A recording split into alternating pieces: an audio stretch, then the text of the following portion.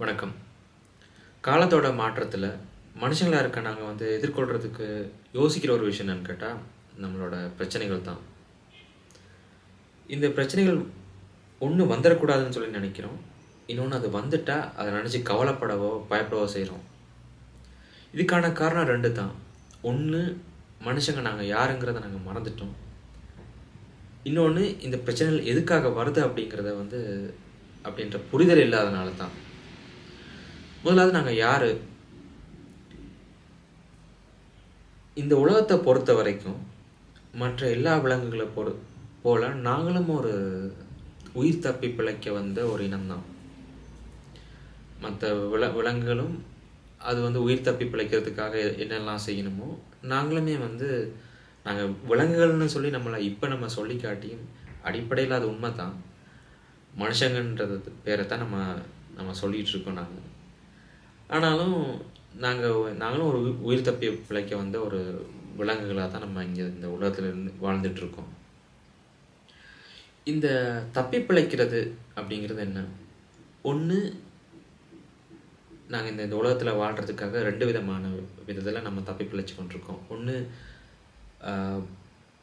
உயிரியல் ரீதியாக ஒரு பயாலஜிக்கல் சர்வைவல்னு சொல்லலாம். இன்னொன்று, அறிவை பயன்படுத்தி அதை ஒரு இன்டெலிஜென்ஸ் சர்வைவல்னு சொல்லலாம். இந்த உயிரியல் அடிப்படையில் நாங்கள் எங்களுக்கு தேவையான உணவை நாங்கள் ஒன்று அதுக்காக உழைப்பை போட்டு நாங்கள் சாப்பிட்றோம். இன்னொன்று, சில பேர் அதை வேட்டையாடி சாப்பிட்றது ஒன்று இருக்குது. அதை தாண்டி நாங்கள் ஒரு இனப்பெருக்கம் செய்கிறதுக்காக செயல்படுற விஷயங்களாக இருக்கட்டும். இன்னொன்று, நாங்கள் எங்களுக்கான ஒரு பாதுகாப்பான ஒரு கதகதப்பான ஒரு இருப்பிடத்தை தேடி அதுக்கு நாங்கள் எங்களை அதை தேடி போகிறதா இருக்கட்டும். இதெல்லாமே யாருமே சொல்லிக் கொடுக்கல, யாருமே கற்றுக் கொடுக்கல. இதெல்லாமே நாங்கள் ஒரு உயிரியல் அடிப்படையில் நாங்கள் பயாலஜிக்கலாக நமக்கு அது இயல்பாகவே அது வந்து கொண்டே இருக்குது. அதே நேரம் நம்மளோட உடம்புமே நம்ம சர்வைவலுக்கு ஏற்ற மாதிரி தான் தப்பி பிழைக்கிறதுக்கு ஏற்ற மாதிரியே நம்மளோட உடல் உறுப்புகளாக இருக்கட்டும், உள்ளே இருக்க உறுப்புகளும் சரி, வெளியில் இருக்கிற உறுப்புகளும் சரி, இது எல்லாமே அதுக்கேற்ற மாதிரி தான் அது செயல்பட்டு கொண்டிருக்குது. இந்த உயிரியல் சர்வைவல் அப்படி அந்த தப்பி பிழைக்கிறதுங்கிறத தாண்டி இன்னொன்று நம்மளோட இன்டெலிஜென்ஸ் சர்வைவல்னு சொல்லலாம்.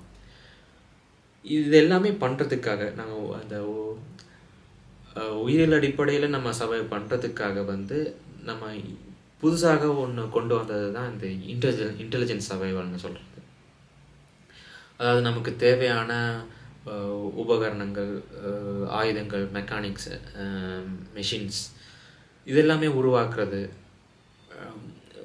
நமக்கான கால்நடை வளர்ப்பு செய்கிறது, ஃபார்மிங், விவசாயம் பண்ணுறது, உணவுகளை சேர்த்து வைக்கிறது. அதே நேரம் மனுஷங்க கூட்டமாக வாழ்கிறது. அந்த கூட்டமாக வாழும்போது அவங்களுக்குள்ள பண்டமாற்று பண்ணிக்கொள்வது. அதே நேரம் ஒருத்தருக்கு ஒருத்தர் உதவி செஞ்சு அந்த அந்த இனத்தோட பலத்தை பெருக்கிக் கொள்வது. இதை ஒரு இன்டெலிஜென்ட் சர்வைவல்னு கூட சொல்லலாம். இப்போ இந்த ரெண்டு விதமாகவும் நாங்கள் இந்த உலகத்தில் சர்வை பண்ணிகிட்ருக்கோம். நம்ம தப்பி பிழைச்சி கொண்டிருக்கோம். இப்படி தப்பி பிழைக்கும் போது நமக்கு பிரச்சனைகள், தடைகள், ஆப்ஸ்டக்கல்ஸ் வாரது இயல்பு தான். பொதுவாக நம்ம சொல்லுவோம், பிரச்சனை இல்லாமல் வாழ்க்கை இல்லைன்னு நம்ம சொன்னதுக்கு என்ன? அதை நம்ம பெரும்பாலும் அதை பல பேர் சொல்லிக்குவோம். யாருக்காவது பிரச்சனை வந்தால் கூட அதை நாங்கள் சொல்லி அவங்களுக்கு அட்வைஸ் பண்ணுவோம்.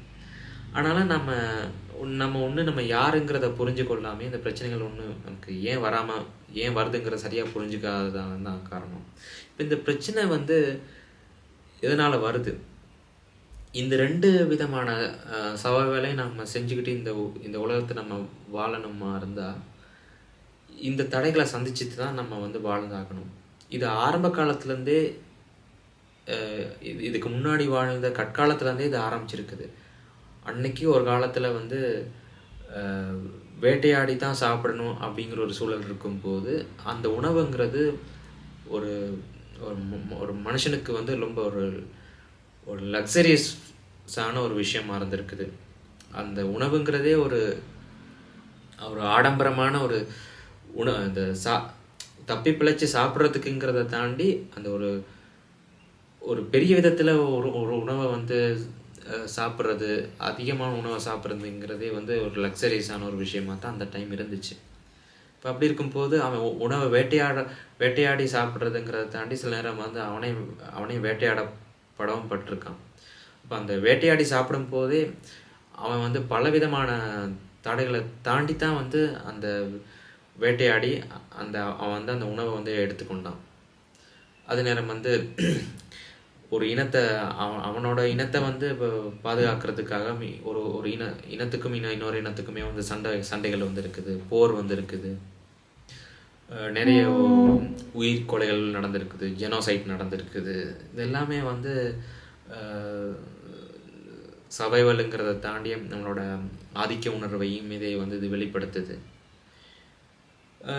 இதெல்லாம் போக வந்து நம்ம இன்னைக்கு வந்து நம்ம ஆன்லைனில் ஆர்டர் பண்ணி சாப்பிட்றதுக்கும், அதை வந்து நமக்கு சமைக்க முடியாட்டி கூட இன்னொருத்தர் வந்து சமைச்சு கொண்டு வந்து தாரத்துக்குமே வந்து வசதி வாய்ப்புகளும் டெக்னாலஜியும் வளர்ந்துருக்குது. இந்த இடத்துல வந்து நாங்கள் யாருங்கிறத மறந்ததுனால தான் நாங்கள் வந்து இந்த பிரச்சனைகளை சந்திக்கிறதுக்கும் அதை வந்து தீர்க்கிறதுக்குமே நாங்கள் யோசிக்கவும் பயப்படவும் நம்ம செய்கிறோம். ஏன்னா நம்ம ரொம்ப கம்ஃபர்ட் ஜோனில் வாழ்ந்துட்டோம். எல்லாமே நமக்கு ரொம்ப வசதியாக எல்லாமே கிடைக்க ஆரம்பிச்சிருச்சு. இப்போ அப்படி இருக்கும்போது நமக்கு இந்த பிரச்சனைகளை சந்திக்கிறதுக்கு எந்த விதமான விருப்பமும் இருக்குது. அதில் ஈடுபாடுமே வரப்போகிறது இல்லை. அப்போ அப்படி இருக்கும்போது இந்த பிரச்சனைகள் ஒன்று வந்துட்டா அதை எப்படி எதிர்கொள்ளலாம்? முதலாவது, நமக்கு ஒரு பிரச்சனை வரும்போது நம்ம பயப்படுறதையும் கவலைப்படுறதையும் தாண்டி நமக்கு ஒரு சூழலால் நமக்கு ஒரு பிரச்சனை வரலாம், ஒரு சூழ்நிலைகள் சார்ந்து நமக்கான பிரச்சனைகள் வரலாம், இல்லை இன்னொரு மனிதரால் கூட அந்த பிரச்சனைகள் வரலாம். அது எப்படியான பிரச்சனையாகவும் இருக்கலாம். ஆனால் அந்த பிரச்சனைகள் வந்து சந்திக்கிறதுக்காக நம்ம பயப்படுறதை விட அந்த பிரச்சனையை வந்து நம்ம சந்திக்கிறதுக்கான தகுதி உங்கள்கிட்ட இருக்குதா, அதை வந்து என்னால் வந்து சந்திக்கிறதுக்கான தைரியம் வந்து எனக்கு இருக்குதா அப்படிங்கிறத தான் நம்ம யோசிக்க ஆரம்பிக்கணும். அப்படி யோசிக்கும் போதே அந்த இடத்துல வந்து நமக்கான அந்த வழி அங்கே கிடைச்சிருது. இது என்ன செய்யலாம் அப்படிங்கிற ஒரு தீர்வை வந்து நம்ம யோசித்து அதுக்கேற்ற மாதிரி நாங்கள் செயல்பட போகிறோம். அதுதான் சர்வைவல்னே சொல்லலாம். அதுதான் நம்ம உயிர் தப்பி பிழைக்கிறதுங்கிறதே அதுதான் உண்மையிலே.